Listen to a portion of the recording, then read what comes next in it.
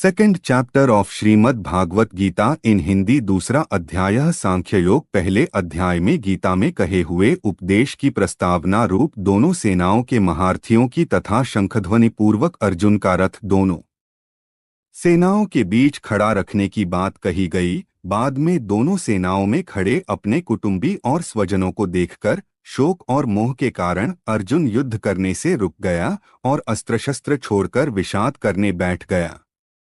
यह बात कहकर उस अध्याय की समाप्ति की। बाद में भगवान श्री कृष्ण ने उन्हें किस प्रकार फिर से युद्ध के लिए तैयार किया, यह सब बताना आवश्यक होने से संजय अर्जुन की स्थिति का वर्णन करते हुए दूसरा अध्याय प्रारंभ करता है। Second chapter of Shrimad Bhagavat Gita in Hindi. अथ द्वितीयोऽध्यायः। संजय उवाच तं तथा करिपयाविष्टमश्रुपूर्णाकुलेक्षणम् विषीदन्तमिदं वाक्यमुवाच मधुसूदनः।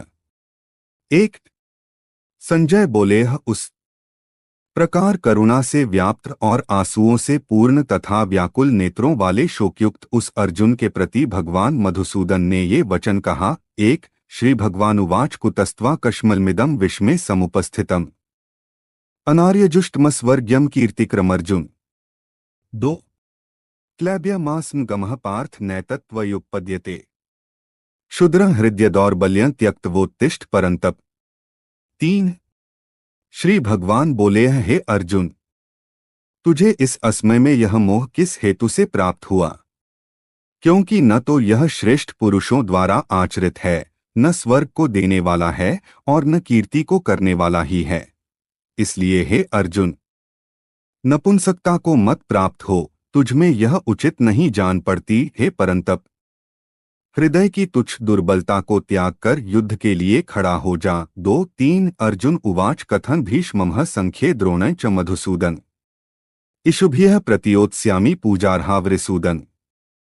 चार अर्जुन बोले, हे मधुसूदन, मैं रणभूमि में किस प्रकार बाणों से भीष्म पितामह और द्रोणाचार्य के विरुद्ध लड़ूंगा, क्योंकि हे अरिसूदन, वे दोनों ही पूजनीय हैं। चार गुरुन् हत्वा ही महानुभावा श्रेयो भोक्तु भैक्ष्यं पीहलोके हत्वार्थ कामास्तु गुरुनिहैव भुंजीय भोगान रुधिर प्रदिग्धान। पांच इसलिए इन महानुभाव गुरुजनों को न मारकर मैं इस लोक में भिक्षा का अन्न भी खाना कल्याणकारक समझता हूँ, क्योंकि गुरुजनों को मारकर भी इस लोक में रुधिर से सने हुए अर्थ और कामरूप भोगों को ही तो भोगूंगा। पांच न चैतद्विद्मः कतर्नो गरियो यद्वा जयेम यदि वा नो जयेयुः यानेव हत्वा न जिजीविषाम स्तेवस्थिताः प्रमुखे धार्तराष्ट्राः। छह हम यह भी नहीं जानते कि हमारे लिए युद्ध करना और न करना, इन दोनों में से कौन सा श्रेष्ठ है, अथवा यह भी नहीं जानते कि उन्हें हम जीतेंगे या हमको वे जीतेंगे, और जिनको मारकर हम जीना भी नहीं चाहते, वे ही हमारे आत्मीय धृतराष्ट्र के पुत्र हमारे मुकाबले में खड़े हैं। छह कार्पन्दोषोपहत स्वभावः पृच्छामि त्वां धर्म सम्मूर्छेताः यच्छ्रेयः स्यान्निश्चितं ब्रूहि तन्मे शिष्यस्तेह शाधीमा त्वां प्रपन्नम्। सात इसलिए कायरतारूप दोष से उपहत हुए स्वभाव वाला तथा धर्म के विषय में मोहित चित्त हुआ मैं आपसे पूछता हूँ कि जो साधन निश्चित कल्याणकारक हो वह मेरे लिए कहिए, क्योंकि मैं आपका शिष्य हूँ। इसलिए आपके शरण हुए मुझको शिक्षा दीजिए। न ही प्रपश्यामि ममाप्नुद्या द्यक्षोपमुच्छोष्णमिन्द्रियाणाम् अवाप्य भूमावस्पत्नमृद्धं राज्यं सुराणामपि चाधिपत्यम्। आठ क्योंकि भूमि में निष्कंटक धनधान्य संपन्न राज्य को और देवताओं के स्वामीपने को प्राप्त होकर भी मैं उस उपाय को नहीं देखता हूँ जो मेरी इंद्रियों को सुखाने वाले शोक को दूर कर सके। संजय उवाच एव मुक्त्वा हृषिकेशं गुडाकेशः परंतप न योत्स्य इति गोविंद मुक्त्वा तूष्णी बभूव। नौ संजय बोले, हे राजन, निद्रा को जीतने वाले अर्जुन अंतर्यामी श्री कृष्ण महाराज के प्रति इस प्रकार कहकर फिर श्री गोविंद भगवान से युद्ध नहीं करूंगा यह स्पष्ट कहकर चुप हो गए। नौ तमुवाच ऋषिकेशः प्रहसन्निव भारत सेन्योरुभयोर्मध्ये विषीदन्तमिदं वचः। 10 हे भरतवंशी धृतराष्ट्र, अंतर्यामी श्री कृष्ण महाराज ने दोनों सेनाओं के बीच में शोक करते हुए उस अर्जुन को हंसते हुए से यह वचन बोले। 10 श्री भगवानुवाच अशोचानन वशोचस्त्वं प्रज्ञावादाश्च भाष्ये गतासूश्च नानुशोचन्ति पंडिताः। 11 श्री भगवान बोले, हे अर्जुन, तू न शोक करने योग्य मनुष्यों के लिए शोक करता है और पंडितों के जैसे वचनों को कहता है, परंतु जिनके प्राण चले गए हैं उनके लिए और जिनके प्राण नहीं गए हैं उनके लिए भी पंडित जन शोक नहीं करते। 11 त्वेवाहं जातु नासन न त्व नेमे जनाधिपाः न चैव न भविष्यामः सर्वे वयमतः परम्। 12 न तो ऐसा ही है कि मैं किसी काल में नहीं था, तू नहीं था अथवा ये राजा लोग नहीं थे, और न ऐसा ही है कि इससे आगे हम सब नहीं रहेंगे। 12 देहिनोस्मिन् यथा देहे कौमारं यौवनं जरा तथा देहांतर प्राप्तिर्धीरस्तत्र न मुह्यति। 13 जैसे जीवात्मा की इस देह में बालकपन, जवानी और वृद्धावस्था होती है, वैसे ही अन्य शरीर की प्राप्ति होती है, उस विषय में धीर पुरुष मोहित नहीं होता। मात्रा स्पर्शास्तु कौन्तेय शीतोष्ण सुख दुहखदा है आगमापायनो नित्यास्तान स्थितिक्षस्व। भारत 14 हे कुंती पुत्र, सर्दी गर्मी और सुख दुख देने वाले इंद्रिय और विषयों के संयोग तो उत्पत्ति विनाशशील और अनित्य हैं, इसलिए हे भारत उसको तू सहन कर। 14 यही न व्यथ्यन्त्येते पुरुषण पुरुषर्षभ समदुःख सुखण धीरं सोमृतत्वाय कल्पते। 15 क्योंकि हे पुरुष श्रेष्ठ, दुख सुख को समान समझने वाले जिस धीर पुरुष को ये इंद्रिय और विषयों के संयोग व्याकुल नहीं करते, वह मोक्ष के योग्य होता है। 15 नास्तो विद्यते भावो नाभावो विद्यते सतः उभयोरपि दरिष्टोन्तस्त्वन्योस्ततत्वदर्शिभिः। 16 असत वस्तु की सत्ता नहीं है और सत का अभाव नहीं है, इस प्रकार तत्वज्ञानी पुरुषों द्वारा इन दोनों का ही तत्व देखा गया है। 16 अविनाशी तो तद्विद्धि ये सर्वमिदं ततम् विनाशं व्ययस्यास्य न कश्चित् कर्तुमर्हति। 17 नाशरहित तो तू उसको जान जिससे यह संपूर्ण जगत दृश्यवर्ग व्याप्त है, इस अविनाशी का विनाश करने में भी कोई समर्थ नहीं है। 17 अंतवंत इमे देहा नित्यस्योक्ता है शरीरिणः अनाशिनो प्रमेयस्य तस्माद्युध्यस्व। भारत 18 इस नाशरहित अप्रमेय नित्य स्वरूप जीवात्मा के ये सब शरीर नाशवान कहे गए हैं, इसलिए हे भरतवंशी अर्जुन, तू युद्ध कर। 18 य एन वेत्ति हंतारं यश्चैन मन्यते हतम् उभौ तो न विजानीतो नाय हंति न हन्यते। 19 जो उस आत्मा को मारने वाला समझता है तथा जो इसको मरा मानता है, वे दोनों ही नहीं जानते, क्योंकि यह आत्मा वास्तव में न तो किसी को मारता है और न किसी के द्वारा मारा जाता है। न जायते म्रियते वा कदाचि नाय भूत्वा भविता वा न भूयः अजो नित्यः शाश्वतोऽयं पुराणो न हन्यते हन्यमाने शरीरे। 20 यह आत्मा किसी काल में भी न तो जन्मता है और न मरता ही है, तथा न यह उत्पन्न होकर फिर होने वाला ही है, क्योंकि यह अजन्मा, नित्य, सनातन और पुरातन है। शरीर के मारे जाने पर भी यह नहीं मारा जाता है।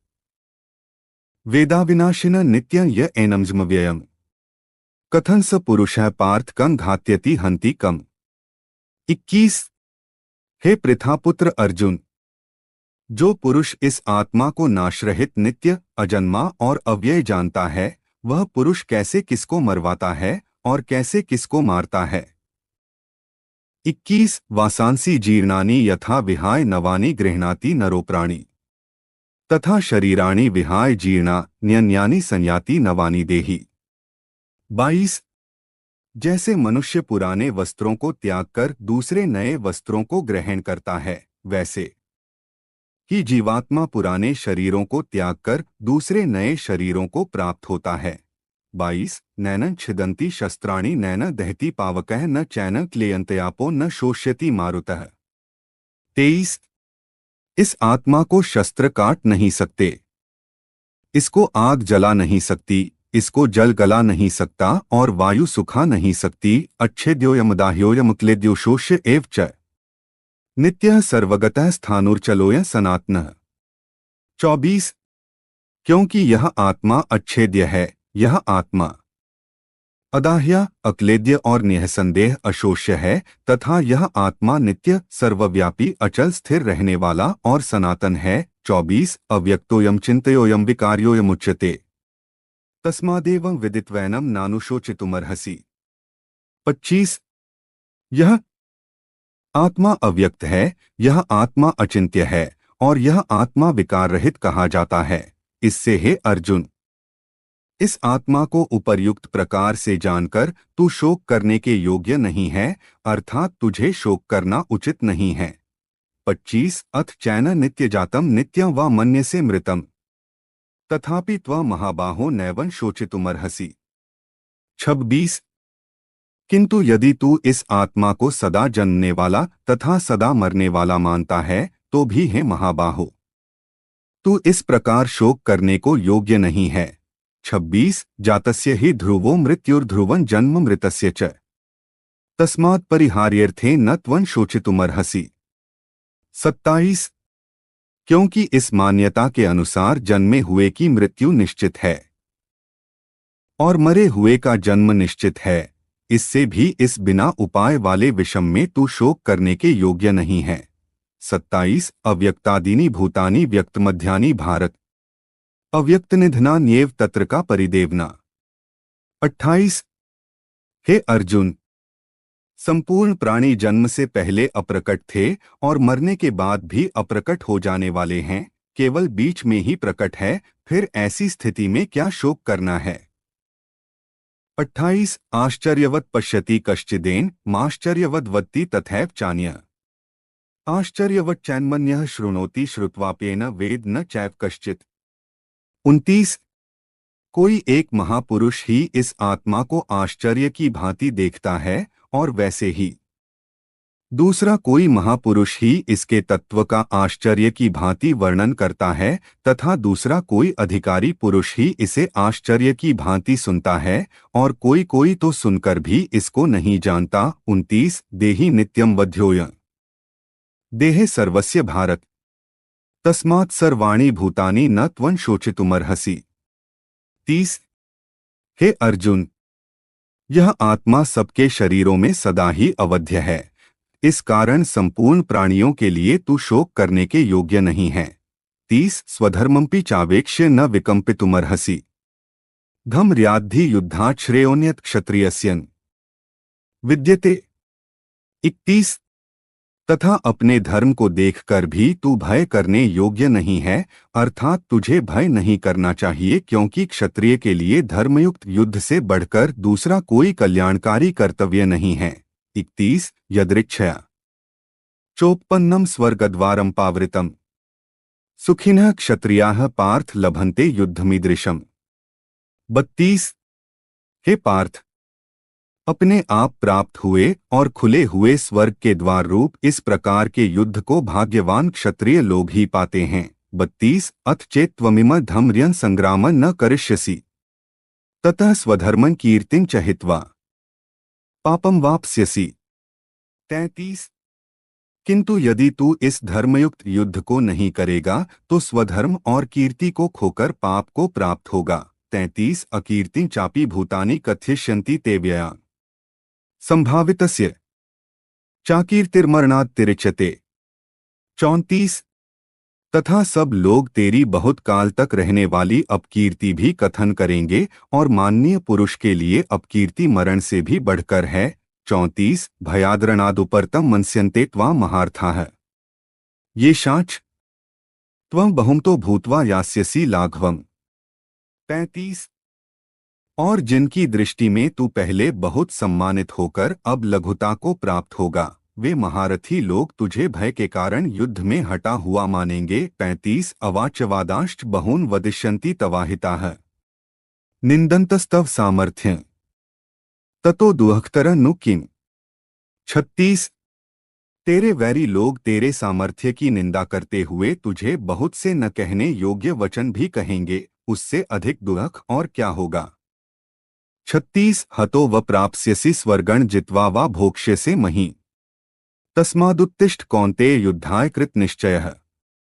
37 या तो तू युद्ध में मारा जाकर स्वर्ग को प्राप्त होगा अथवा संग्राम में जीतकर पृथ्वी का राज्य भोगेगा। इस कारण हे अर्जुन, तू युद्ध के लिए निश्चय करके खड़ा हो जा। 37 सुख दुखे समे कृत्वा लाभालाभो जया जया ततो युद्धाय युज्यस्व नैवं पापम वाप्स्यसि। 38 जय पराजय लाभ हानि और सुख दुख को समान समझकर उसके बाद युद्ध के लिए तैयार हो जा। इस प्रकार युद्ध करने से तू पाप को नहीं प्राप्त होगा। 38 एषा ते विहिता सांख्ये बुद्धिर्योगे त्विमा श्रेणु बुद्धया युक्तो यया पार्थ कर्मबंधन प्रहास्यसि। 39 हे पार्थ, यह बुद्धि तेरे लिए ज्ञान योग के विषय में कही गई और अब तू इसको कर्मयोग के विषय में सुन। जिस बुद्धि से युक्त हुआ तू कर्मों के बंधन को भली भांति त्याग देगा अर्थात सर्वथा नष्ट कर डालेगा। 39 नेहाभिक्रमनाशोस्ति प्रत्यवायो न विद्यते स्वल्पमप्यस्य धर्मस्य त्रायते महतो भयात्। 40 इस कर्मयोग में आरंभ का अर्थात बीज का नाश नहीं है और उल्टा फलरूप दोष भी नहीं है, बल्कि इस कर्मयोग रूप धर्म का थोड़ा सा भी साधन जन्म मृत्यु रूप महान भय से रक्षा कर लेता है। 40 व्यवसायात्मिका बुद्धिरेके कुरुनंदन बहुशाखा ह्यनंताष्ट बुद्धयो व्यवसायिना। 41 हे अर्जुन, इस कर्मयोग में निश्चयात्मिका बुद्धि एक ही होती है, किंतु अस्थिर विचार वाले विवेकहीन सकाम मनुष्यों की बुद्धियां निश्चय ही बहुत भेदों वाली और अनंत होती हैं। 41 यामिमा पुष्पिता वाचैं प्रवदन्त्य विपश्चितः वेदवादर्ताः पार्थ नान्यदस्तीति वादिनः। 42 कामात्मानः स्वर्गप्रा जन्म कर्म फलप्रदां क्रियाविशेष बहुला भोगैश्वर्यक्ति प्रति। 43 भोगैश्वर्य प्रसक्ताना तयापहृच्चेत्सां व्यवसायात्मिका बुद्धियः समाधौ न विधीयते।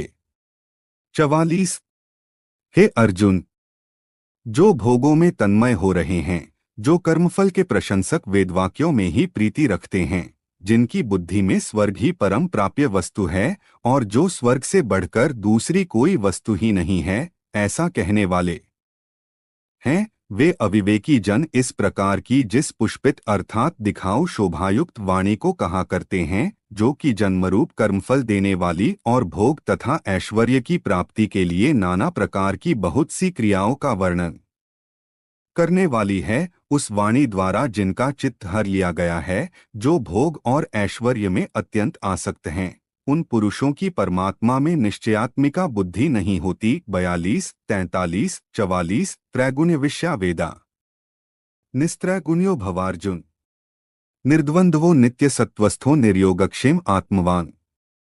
45 हे अर्जुन, वेद उपर्युक्त प्रकार से तीनों गुणों के कार्यरूप समस्त भोगों और उनके साधनों का प्रतिपादन करने वाले हैं, इसलिए तू उन भोगों और उनके साधनों में आसक्तिहीन हर्ष शोकादि द्वंद्वों से रहित नित्य वस्तु परमात्मा में स्थित योगक्षेम को न चाहने वाला और स्वाधीन अंतःकरण वाला हो। 45 यावार्नर्थ उत्पाने सर्वतः संप्लुतोदके तावान सर्वेषु वेदेषु ब्राह्मणस्य विजानतः। 46 सब ओर से परिपूर्ण जलाशय के प्राप्त हो जाने पर छोटे जलाशय में मनुष्य का जितना प्रयोजन रहता है, ब्रह्मा को तत्व से जानने वाले ब्राह्मण का समस्त वेदों में उतना ही प्रयोजन रह जाता है। 46 कर्मण्येवाधिकारस्ते मा फलेषु कदाचन मा कर्मफल हेतुर्भूर्माते संगोस्त्व कर्मणि। 47 तेरा कर्म करने में ही अधिकार है, उनके फलों में कभी नहीं, इसलिए तू कर्मों के फल का हेतु मत हो तथा तेरी कर्म न करने में भी आसक्ति न हो। 47 योगस्थः कुरु कर्माणि संगं त्यक्त्वा धनंजय सिद्धय सिद्धयोः समो भूत्वा समत्व योग उच्यते। 48 हे धनंजय, तू आसक्ति को त्याग कर तथा सिद्धि और असिद्धि में समान बुद्धि वाला होकर योग में स्थित हुआ कर्तव्य कर्मों को कर। समत्व भाव ही योग कहलाता है। 48 दूरेण ह्यवरन कर्म बुद्धि योगात् धनंजय बुद्धो शरण मनविच कृपणाः फलहेतवः। 49 इस समत्व बुद्धि योग से सकाम कर्म अत्यंत ही निम्न श्रेणी का है। इसलिए हे धनंजय, तू समबुद्धि में ही रक्षा का उपाय ढूंढ, अर्थात बुद्धि योग का ही आश्रय ग्रहण कर, क्योंकि फल के हेतु बनने वाले अत्यंत दीन हैं। 49 बुद्धियुक्तो जहातीह उभे सुकृत दुष्कृते तस्माद्योगा युज्यस्व योगः कर्मसु कौशलम। 50 संबुद्धियुक्त पुरुष पुण्य और पाप दोनों को इसी लोक में त्याग देता है, अर्थात उनसे मुक्त हो जाता है। इससे तू समत्वरूप योग में लग जा। यह समत्वरूप योग ही कर्मों में कुशलता है, अर्थात कर्म बंधन से छूटने का उपाय है। 50 कर्मजम बुद्धियुक्ता ही फलं त्यक्त्वा मनीषिणः जन्मबंध विनिर्मुक्ताः पदं गच्छन्त्यनामयम्। 51 क्योंकि संबुद्धि से युक्त ज्ञानी जन कर्मों से उत्पन्न होने वाले फल को त्याग कर जन्मरूप बंधन से मुक्त हो निर्विकार परम पद को प्राप्त हो जाते हैं। 51 यदाते मोहकलिलं बुद्धिर्व्यतितृष्यति तदा गंतासि निर्वेदन श्रोतव्यस्य श्रुतस्य च। 52 जिस काल में तेरी बुद्धि मोहरूप दलदल को भली भांति पार कर जाएगी, उस समय तू सुने हुए और सुनने में आने वाले इस लोक और परलोक संबंधी सभी भोगों से वैराग्य को प्राप्त हो जाएगा। 52 श्रुतिविप्रतिपन्नाते यदा स्थास्यति निश्चला समाधावचला बुद्धिस्तदा योगम वाप्स्यसि। 53 भांति भांति के वचनों को सुनने से विचलित हुई तेरी बुद्धि जब परमात्मा में अचल और स्थिर ठहर जाएगी, तब तू योग को प्राप्त हो जाएगा, अर्थात तेरा परमात्मा से नित्य संयोग हो जाएगा। अर्जुन उवाच स्थित प्रज्ञस्य का भाषा समाधिस्थस्य केशव स्थितधियः की प्रभाषेत किमासीत व्रजेत किम। 54 अर्जुन बोले, हे केशव, समाधि में स्थित परमात्मा को प्राप्त हुए स्थिर बुद्धि पुरुष का क्या लक्षण है? वह स्थिर बुद्धि पुरुष कैसे बोलता है, कैसे बैठता है और कैसे चलता है? 54 श्री भगवानुवाच प्रजहाति यदा कामान सर्वान् पार्थ मनोक्तान् आत्मन्येवात्मना तुष्टः स्थितप्रज्ञस्तदोच्यते। 55 श्री भगवान बोले, हे अर्जुन, जिस काल में यह पुरुष मन में स्थित संपूर्ण कामनाओं को भली भांति त्याग देता है और आत्मा से आत्मा में ही संतुष्ट रहता है, उस काल में वह स्थितप्रज्ञ कहा जाता है। 55 दुःखेष्वनुद्विग्नम्नाः सुखेषु विगतस्पृहः वीतराग भयक्रोधः स्थितधीर्मुनिरुच्यते। 56 दुःखों की प्राप्ति होने पर जिसके मन पर उद्वेग नहीं होता, सुखों की प्राप्ति में जो सर्वथा निःस्पृह है तथा जिसके राग भय और क्रोध नष्ट हो गए हैं, ऐसा मुनि स्थिर बुद्धि कहा जाता है। यह सर्वत्रान्भिस्नेहस्तत्तत् प्राप्य शुभाशुभम नाभिनंदति न द्वेष्टि तस्य प्रज्ञा प्रतिष्ठिता। 57 जो पुरुष सर्वत्र स्नेह रहित हुआ उसो शुभ या अशुभ वस्तु को डोट प्राप्त होकर न प्रसन्न होता है और न द्वेष करता है, उसकी बुद्धि स्थिर है। 57 यदा संहरते चायन कूर्मुंगनीव सर्वशः इंद्रियाणीन्द्रियार्थेभ्यस्तस्य प्रज्ञा प्रतिष्ठिता। 58 और जैसे कछुआ सब ओर से अपने अंगों को समेट लेता है, वैसे ही जब यह पुरुष इंद्रियों के विषयों से इंद्रियों के सब प्रकार से हटा लेता है, तब उसकी बुद्धि स्थिर है, ऐसा समझना चाहिए। विषया विनिवर्तन्ते निराहारस्य देहिनः रसवर्ज रसोप्यस्य परं दृष्ट्वा निवर्तते। 59 इंद्रियों के द्वारा विषयों को ग्रहण न करने वाले पुरुष के भी केवल विषय तो निवृत्त हो जाते हैं, परंतु उनमें रहने वाली आसक्ति निवृत्त नहीं होती। इस स्थितप्रज्ञ पुरुष की तो आसक्ति भी परमात्मा का साक्षात्कार करके निवृत्त हो जाती है। 59 यत्तो ह्यपि कौन्तेय पुरुषस्य विपश्चितः इंद्रियाणि प्रमाथीनि हरन्ति प्रसभं मनः। 60 हे अर्जुन, आसक्ति का नाश न होने के कारण ये प्रमथन स्वभाव वाली इंद्रियां यत्न करते हुए बुद्धिमान पुरुष के मन को भी बलात् हर लेती हैं। 60 तानि सर्वाणि संयमय युक्त आसीत मत्पर है वशे ही यस्येन्द्रियाणि तस्य प्रज्ञा प्रतिष्ठिता। 61 इसलिए साधक को चाहिए कि वह उन संपूर्ण इंद्रियों को वश में करके समाहित चित्त हुआ मेरे परायण होकर ध्यान में बैठे, क्योंकि जिस पुरुष की इंद्रियां वश में होती हैं उसी की बुद्धि स्थिर हो जाती है। 61 ध्यायतो विषयान पुंसः संगस्तेषुपजायते संगात संजायते कामः कामात् क्रोधोभिजायते। 62 विषयों का चिंतन करने वाले पुरुष की उन विषयों में आसक्ति हो जाती है, आसक्ति से उन विषयों की कामना उत्पन्न होती है और कामना में विघ्न पड़ने से क्रोध उत्पन्न होता है। 62 क्रोधात् भवति सम्मोहः सम्मोहात् स्मृति विभ्रमः स्मृतिभ्रंशात् बुद्धिनाशो बुद्धिनाशात् प्रणश्यति। 63 क्रोध से अत्यंत मूढ़भाव उत्पन्न हो जाता है, मूढ़भाव से स्मृति में भ्रम हो जाता है, स्मृति में भ्रम हो जाने से बुद्धि अर्थात ज्ञान शक्ति का नाश हो जाता है और बुद्धि का नाश हो जाने से यह पुरुष अपनी स्थिति से गिर जाता है। 63 रागद्वेष वियुक्तैस्तु विषयानेन्द्रियश्चरन् आत्मवशैर्विधेयात्मा प्रसादमधिगच्छति। 64 परंतु अपने अधीन किए हुए अंतःकरण वाला साधक अपने वश में की हुई रागद्वेष से रहित इंद्रियों द्वारा विषयों में विचरण करता हुआ अंतःकरण की प्रसन्नता को प्राप्त होता है। 64 प्रसादे सर्वदुःखाना हानिरस्योपजायते प्रसन्नचेतसो ह्याशु बुद्धियः पर्यवतिष्ठते। 65 अंतःकरण की प्रसन्नता होने पर इसके संपूर्ण दुखों का अभाव हो जाता है और उस प्रसन्न चित्त वाले कर्मयोगी की बुद्धि शीघ्र ही सब ओर से हटकर परमात्मा में ही भली भांति स्थिर हो जाती है। 65 नास्ति बुद्धिर्युक्तस्य न चायुक्तस्य भावना न चाभाव्यतः शांतिर्शांतस्य कुतः सुखम। 66 न जीते हुए मन और इंद्रियों वाले पुरुष में निश्चयात्मिका बुद्धि नहीं होती और उस अयुक्त मनुष्य के अंतःकरण में भावना भी नहीं होती तथा भावनाहीन मनुष्य को शांति नहीं मिलती और शांतिरहित मनुष्य को सुख कैसे मिल सकता है। 66 इंद्रियाणा हि चरता यन्मनोनुविधीयते तदस्य हरति प्रज्ञा वायुर्नावमिवाम्भसि।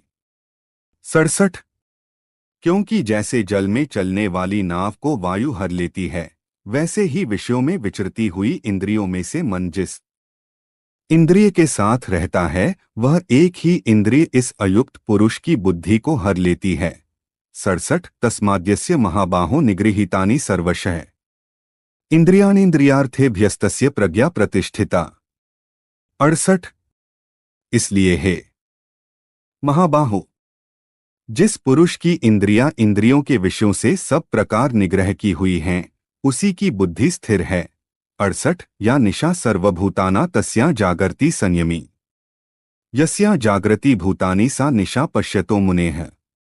69 संपूर्ण प्राणियों के लिए जो रात्रि के समान है, उस नित्य ज्ञानस्वरूप परमानंद की प्राप्ति में स्थितप्रज्ञ योगी जागता है और जिस नाशवान सांसारिक सुख की प्राप्ति में सब प्राणी जागते हैं, परमात्मा के तत्व को जानने वाले मुनि के लिए वह रात्रि के समान है।